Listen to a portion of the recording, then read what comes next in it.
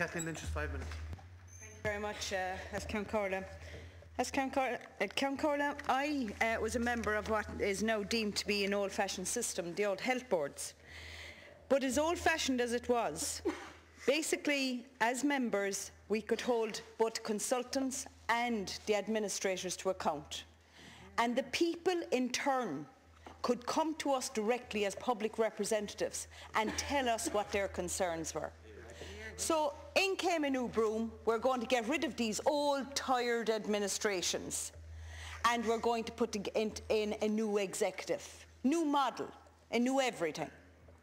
The only thing that was removed from the old health board system was the democratic voice.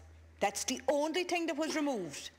What was then the CEO of the Southern Health Board now still works in the HSE as an IT manager, I believe. So the only thing that's missing is the voice of the people. That's the only thing that's missing.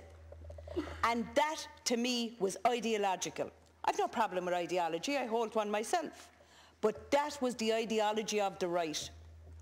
And Minister, when you take a health service and decide that you're going to put it at arm's length, then it goes beyond your grasp and ultimately out of your control. And there is no one can tell the story of what happened to these women better than themselves, and we listen to them day on the television. No one can tell their story better. First, there's the awful dread of going to the clinic because the doctor suggests you do or you found something. You didn't get the relief of knowing that everything is fine. And all of a sudden you're plunged back in again. Will they ever recover confidence? I don't believe they will. There will always be that nagging doubt. Was the first test right? Was the second test right? Or will there be another test? And that's really where we are tonight, and that's where we're at. And you know, once something is out of your control, it's out of your control, and it's very hard to get it back. But it's not just in relation to cancer services for women that this motion was put down, even though that was the straw that broke the camel's back. I'd like to read to you a letter I got and only read on Sunday night, and when I did, despite the fact it was very late, I rang the man up because I was so horrified by what I read. I'll skip over most of the detail because I don't want to identify anyone. I was diagnosed with multiple sclerosis 18 to 19 years ago. My consultant is in CUH in Cork. My most recent appointment with my consultant was on the 1st of August 2007, at which time it was decided to change my medication. The medication I was on was self-administered, while this new medication would have to be administered in the day procedures ward at CUH on a monthly cycle.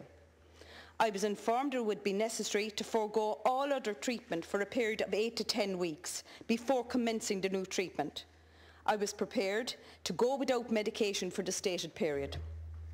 For the last number of years, I've been self-injecting every second day, and the progress of my disease has been slowish. I am hopeful that the administration of the new treatment will slow it even more. I expected to start the new regime in late September or early October.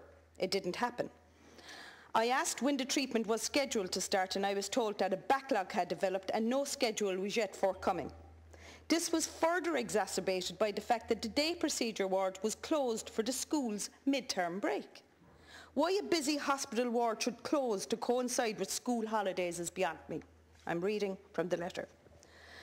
Other treatments require administration on a regular basis, be they weekly, bi-weekly or monthly. It is now, it seems, this man's fate that his new treatment will not start until the end of January. At that stage, he will be 26 weeks without treatment, all because they cannot get the day procedure ward to open. It will close again entirely for 2 weeks at Christmas to coincide with holidays. And all he asks is for a fair chance to maintain a reasonable quality of life, to maintain my independence, to continue working productively, not to be a burden on my family or the state. The fear factor is taking hold of my life. Every stumble or fall, every pain or ache, every time I don't feel quite right, bring doubts rushing into my mind as to whether this progressive disease is progressing, and there is no one there to help me. Will someone please stop this? Minister, there are two responsibilities in this area. One is political The other is in respect of people who have huge salaries to deliver a service to the people of this country. Neither of them are living up to their responsibilities.